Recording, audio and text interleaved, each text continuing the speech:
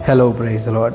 परमेश्वर का वचन आज की सुबह हम सभी के लिए यशायाह की पुस्तक उसका पहला अध्याय वचन 2 जहाँ पे लिखा है, हे स्वर्ग सुन और हे पृथ्वी कान लगा, क्योंकि यहोवा कहता है, मैंने बाल बच्चों का पालन पोषण किया और उनको बढ़ाया भी, परंतु उन्होंने मुझसे बलवा किया।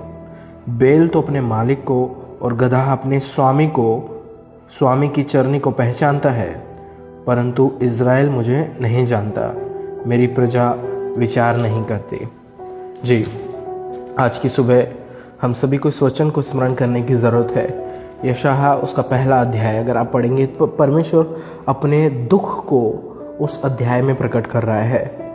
वो इस बात को प्रकट कर रहा है कि उसके लोग किस रीति से उसे भूल गए हैं, उसे याद नहीं रखते, भूलकर दुनिया संसार में चल रहे हैं, परंतु उस परमेश्वर को जिसने जीवन दिया, बनाया, पालन पोषण किया, उसे भूलकर अलग ही राग में चल रहे हैं।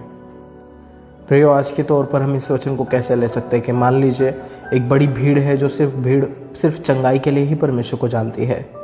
एक बड़ी भीड़ है जो सिर्फ छुटकारे के लिए ही जानती है। एक बड़ी भीड़ है जो सिर्फ मुक्ति के लिए ही जानती है। क्या एक बड़ी भीड़ उसको इसलिए भी जानती है कि वो परमेश्वर है, वही इकलौता इस पूरी पृथ्वी का सृष्टि करता है, वही है जो हमारे साथ हमेशा रहता है, वही है जिसने माँ के गर्भ में हमको चुन लिया और अभी तक चलाया और आगे तक चलाएगा, इवन मृत्यु के बाद भी हमें अनंत काल का जीवन देगा। क्या हम उसे अपना सब कुछ मानते हैं या जानते हैं? सिर्फ कई चीज़ों के लिए ही परमेश्वर को जानना और मानना सही नहीं है, परंतु उसे संपूर्ण मन से इस बात को जानना कि वो परमेश्वर है, वही है जो है, वही है जो था, वही है जो रहेगा भी। क्या हम उसको इस रीति से मानते हैं? हम बोलते हैं ना, बाल बच गए एक्सीडेंट से, बाल बच गए इस चीज़ से। वो बाल जो बच जाता है वो भी वही बचाता है। क्या हम उसको इसलिए भी जानते हैं? तो इसलिए प्रभु अपने दुख को प्रकट करता है इज़राइलियों के लिए, इज़राइल के लिए जो उसे भूल जाते हैं।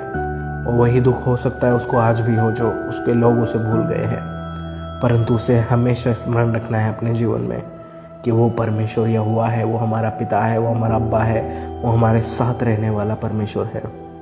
आमीन।